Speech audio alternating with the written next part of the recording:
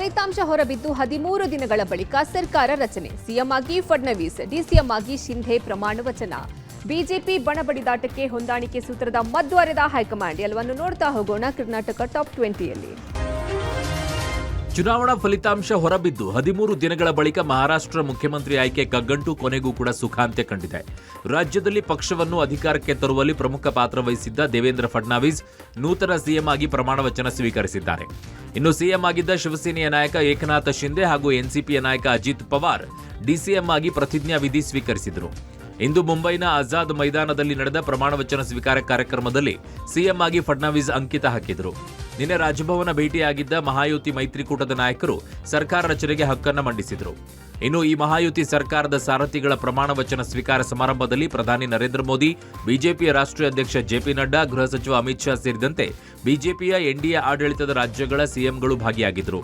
ಗೃಹ ಖಾತೆಯ ಜೊತೆಗೆ ಡಿಸಿಎಂ ಆಗಲು ಏಕನಾಥ ಶಿಂಧೆ ಅವರು ಒಪ್ಪಿದ್ದಾರೆ ಎನ್ನಲಾಗಿದೆ.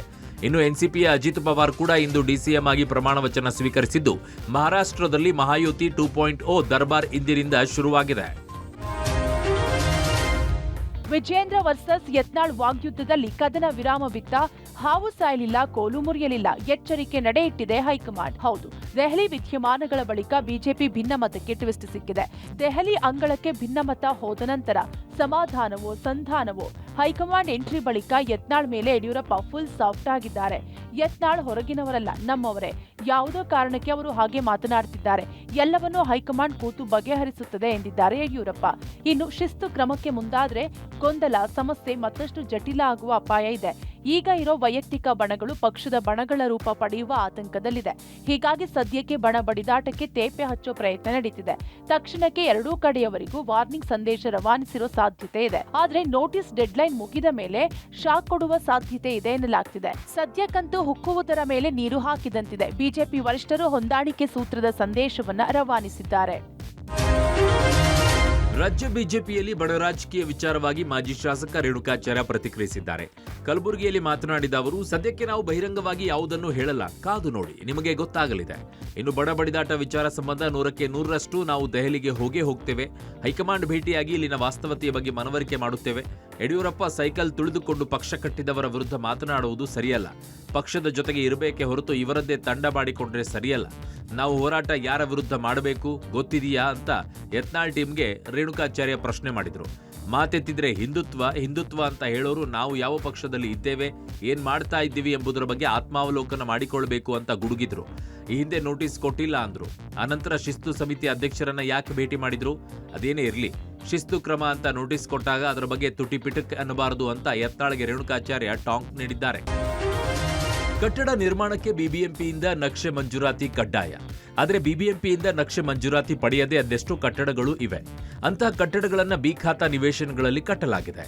ಎ ಖಾತಾ ನಿವೇಶನಗಳಿಗೆ ಮಾತ್ರ ಬಿಬಿಎಂಪಿ ನಕ್ಷೆ ಮಂಜೂರಾತಿ ಬಿಡುಗಡೆ ಮಾಡುತ್ತೆ. ಬಿ ಖಾತಾ ನಿವೇಶನಗಳಿಗೆ ನಕ್ಷೆ ಮಂಜೂರಾತಿ ಮಾಡಲ್ಲ. ಆದರೂ ಬಿ ಖಾತಾ ನಿವೇಶನಗಳಲ್ಲಿ ಕಟ್ಟಡ ನಿರ್ಮಾಣ ಮಾಡಲಾಗಿದೆ. ಈ ರೀತಿ ನಿರ್ಮಾಣವಾದ ಕಟ್ಟಡಗಳ ವಿರುದ್ಧ ಯಾವ ರೀತಿಯ ಕ್ರಮ ಜರುಗಿಸಬೇಕು ಎಂಬುದರ ಬಗ್ಗೆ ಸರ್ಕಾರಕ್ಕೆ ಬಿಬಿಎಂಪಿ ಪ್ರಸ್ತಾವನೆ ಸಲ್ಲಿಸಿದೆ. ಇನ್ನು ಅಕ್ರಮ ಕಟ್ಟಡಗಳ ಪರಿಶೀಲನೆ ವೇಳೆ ಬಿಬಿಎಂಪಿಗೆ ಬಿ ಖಾತಾ ನಿವೇಶನಗಳಲ್ಲಿ ಮನೆ ಕಟ್ಟಿರೋದು ಬಯಲಾಗಿದೆ. ಬೆಂಗಳೂರಿನಲ್ಲಿ ಲಕ್ಷಾಂತರ ಬಿ ಖಾತೆಗಳಿವೆ. ಅದರಲ್ಲಿ ಕಟ್ಟಡ ನಿರ್ಮಾಣ ಮಾಡಲಾಗಿದೆ. ಹೀಗಾಗಿ ನಿರ್ಮಾಣವಾಗಿರೋ ಕಟ್ಟಡ ಮಾಲೀಕರಿಗೆ ದಂಡ ಹಾಕಬೇಕಾ, ಕಟ್ಟಡವನ್ನೇ ತೆರವು ಮಾಡಬೇಕಾ ಅನ್ನೋ ಗೊಂದಲದಲ್ಲಿ ಇದೆ. ಲಕ್ಷಾಂತರ ಕಟ್ಟಡಗಳನ್ನು ತೆರವು ಮಾಡೋದಕ್ಕೆ ಸಾಧ್ಯ ಇಲ್ಲ. ಹಾಗಾಗಿ ಯಾವ ಕ್ರಮ ತೆಗೆದುಕೊಳ್ಳುವ ಬಗ್ಗೆ ಚಿಂತನೆಯನ್ನ ನಡೆಸಲಾಗ್ತಾ ಇದೆ. ಹೈಸ್ಕೂಲ್ ಗೆಳೆಯನಿಂದ ಯುವತಿಗೆ ಲವ್ ಸೆಕ್ಸ್ ದೋಖಾ ಮಾಡಿರೋ ಪ್ರಕರಣ ಬೆಳಕಿಗೆ ಬಂದಿದೆ. ಖಾಸಗಿ ವಿಡಿಯೋ ತೋರಿಸಿ ಕೋಟಿ ಹಣ ಪಡೆದು ಬ್ಲಾಕ್ ಮೇಲ್ ಮಾಡಿದ್ದಾರೆ. ಇದೀಗ ಬ್ಲಾಕ್ ಮೇಲರ್ ಪ್ರಿಯತಮ ಮೋಹನ್ ಕುಮಾರ್ನನ್ನ ಸಿಸಿಬಿ ಪೊಲೀಸರು ಬಂಧಿಸಿದ್ದಾರೆ. ಬೆಂಗಳೂರಿನ ಚಾಮರಾಜಪೇಟೆಯ 19 ವರ್ಷದ ಯುವತಿಗೆ 2019ರಲ್ಲಿ ಆರೋಪಿ ಮೋಹನ್ ಕುಮಾರ್ ಪರಿಚಯ ಆಗ್ತಾನೆ. ದೇವನಹಳ್ಳಿಯ ಖಾಸಗಿ ಬೋರ್ಡಿಂಗ್ ಸ್ಕೂಲ್ನಲ್ಲಿ ಓದುತ್ತಿದ್ರು. ಆಗ ಇಬ್ಬರಿಗೆ ಪರಿಚಯವಾಗಿ ಬಳಿಕ ಪ್ರೀತಿ ಶುರುವಾಗಿದೆ.